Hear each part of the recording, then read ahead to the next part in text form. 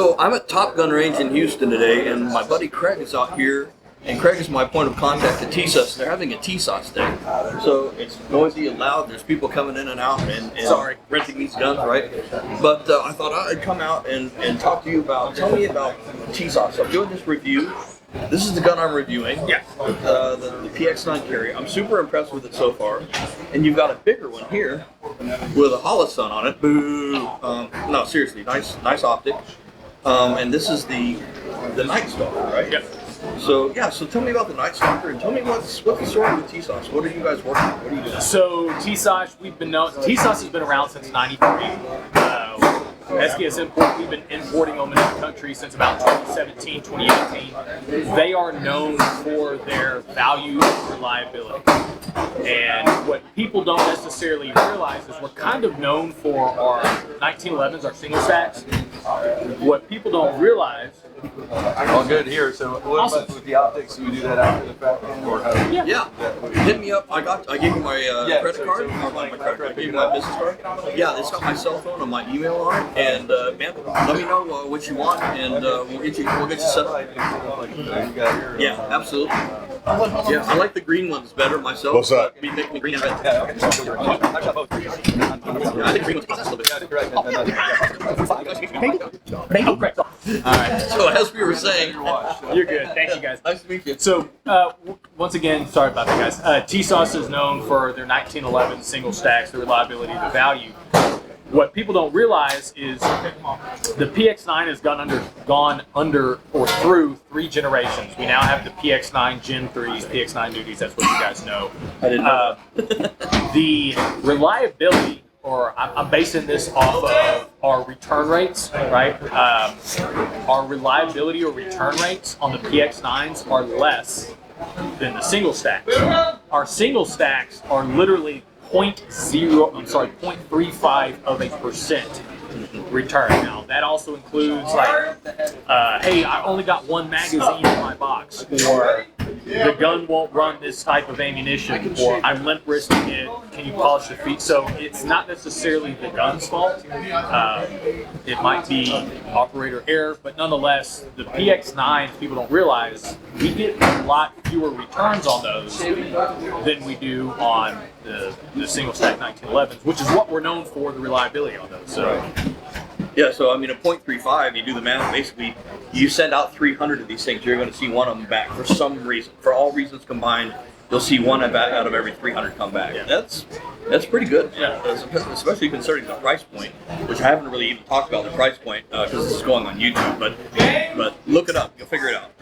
And then it's ridiculous how cheap these are. And then the Night Stalker family, we've got a bunch of different Night Stalkers. You guys can see we got our single stack Night Stalker PX-9, Night Stalker special features. So when you see the term special features on a Night Stalker, it means optics cut threaded barrel. We have our Night Stalker special features double stack that we just came out with this year. But what the Night Stalker is, it's a throwback or an homage to the 160th SOAR, so Special Operations Aviation Regiment. Because a lot of people from SDS Imports, a lot of our owners, they're they're veterans. One of them was a West Point tanker, the other one was an aircraft pilot. So we're paying homage to the Special Operations Regiment on that one. But a bunch of different options with the Night Stalker. Y'all are going to see that family expand quite a bit more so than what we have. Fantastic, man. So I'm going to try one of these big ones.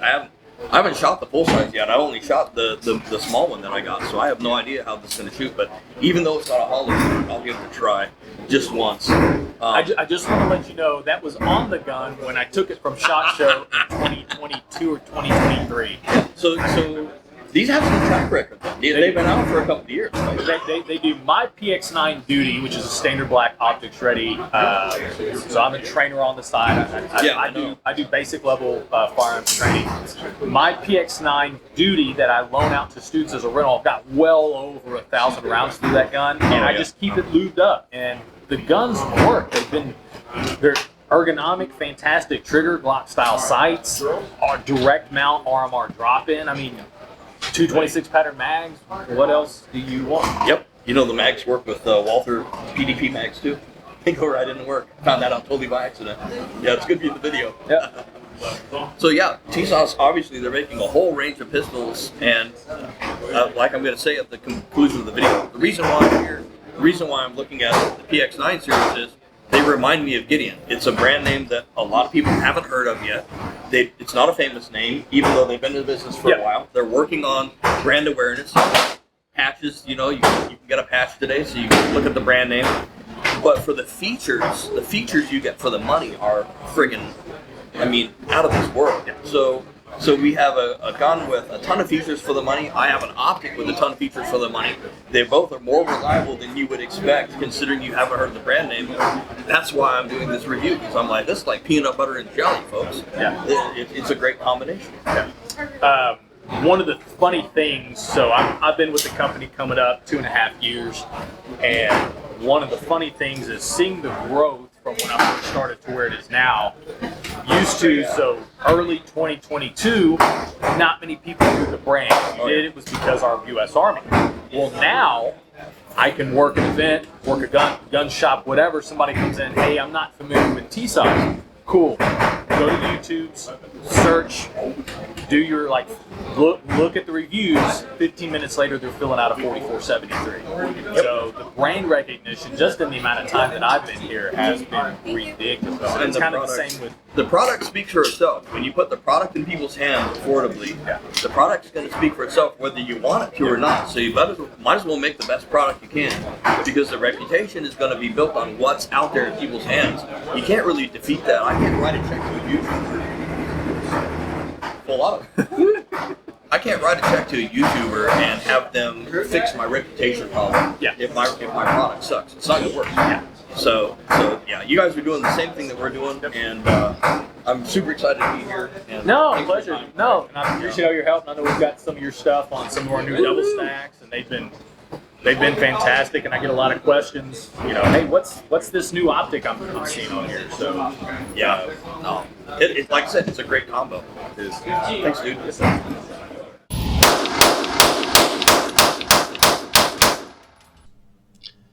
While I was interviewing him at Top Gun Range in Houston, Craig mentioned guns being returned because of operator error.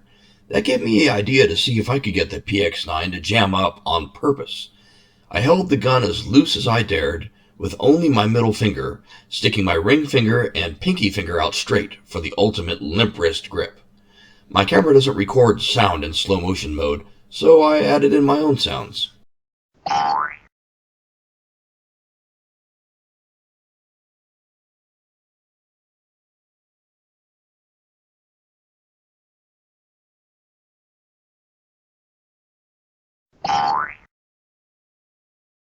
The PX-9 passed this test with flying colors and ran 100%, but honestly, I don't recommend that you try that little test at home. It was super sketchy, and I felt like I was about to drop the gun at any moment.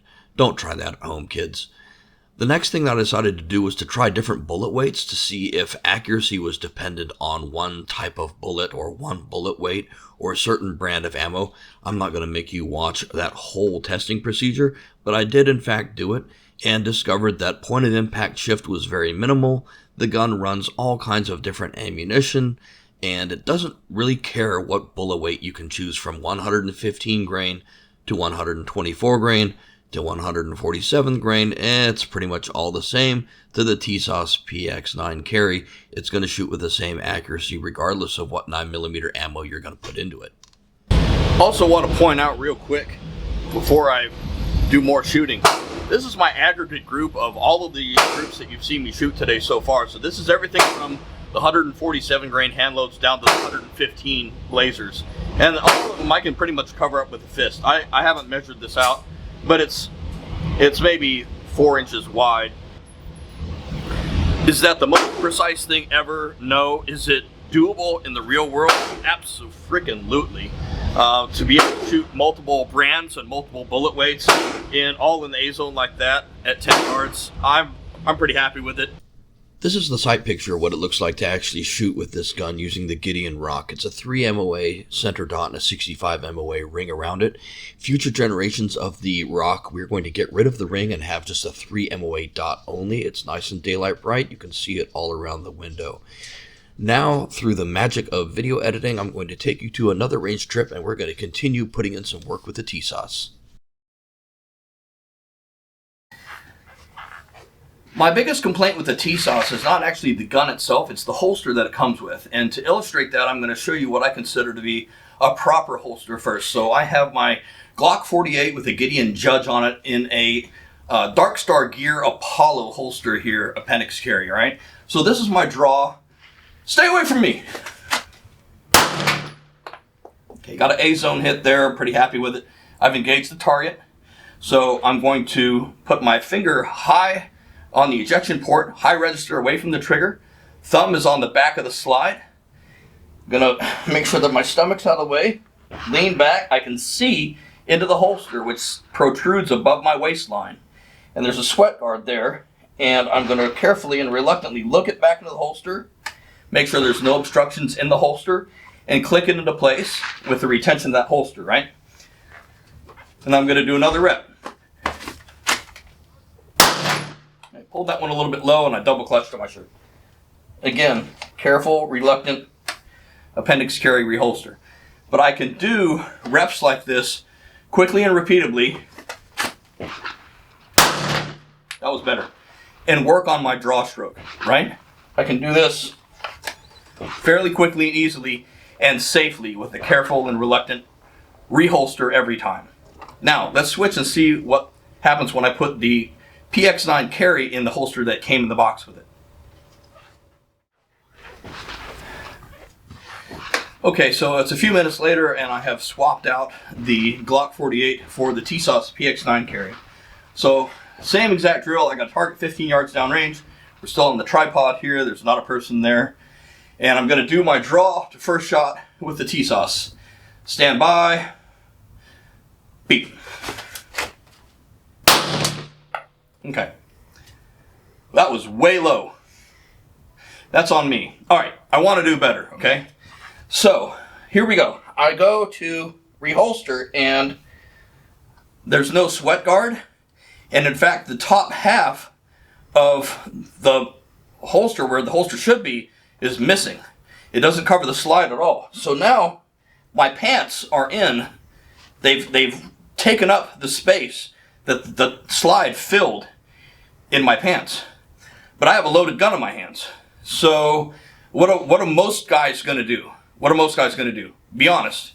What they're going to do is they're going to pull their pants like this with one hand, and they're going to try to reholster with this hand, and they're going to point the gun at themselves while they're fishing around and figuring out how to get this thing back in the holster. Because I cannot see a clear path with this holster. I cannot see a clear path to reholstering. There's all sorts of crap in the way.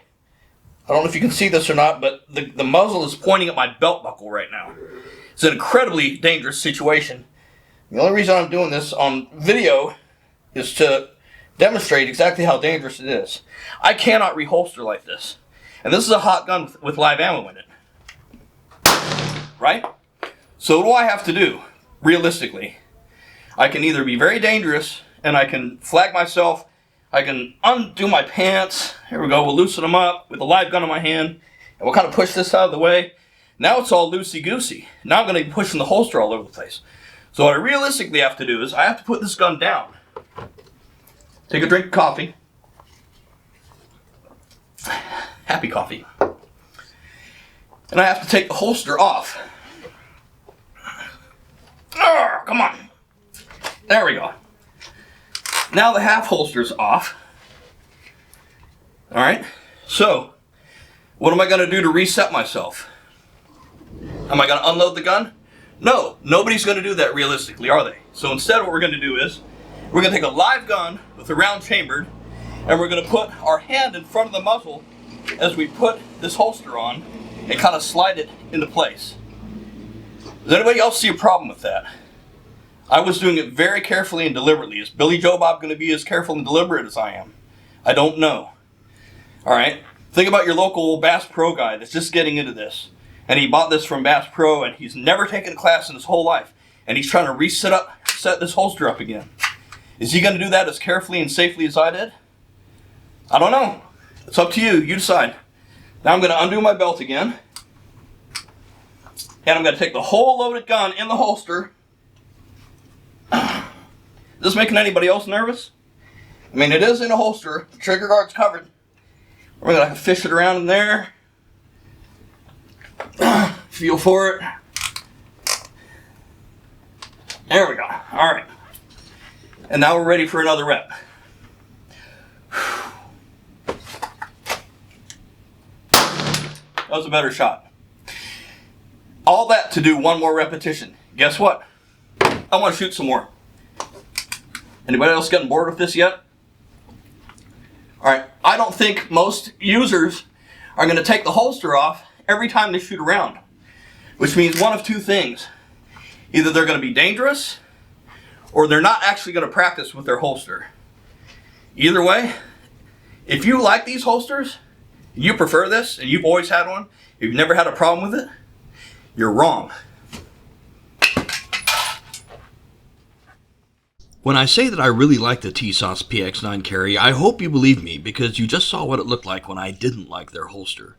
The good news is there are multiple high-quality holster companies who are currently designing proper holsters for this gun because it really is a worthy carry gun. Now, let's do a race against the most expensive pistol I own, and then I will wrap this video series up. Okay, here's the PX-9 Carry at 16 yards, 16 because I'm behind the table, on 8-inch steel plates.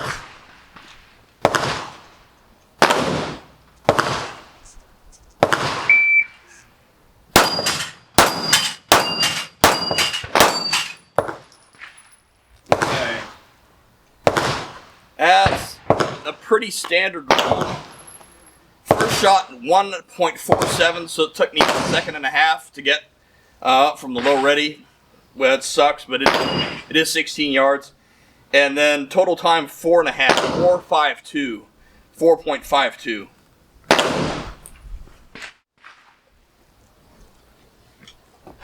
Okay, and here's my P226X5 race gun. This is a $2,000 single action only, made in Germany race gun with an amazing match trigger and iron sights. Ha ha ha. All right, here we go.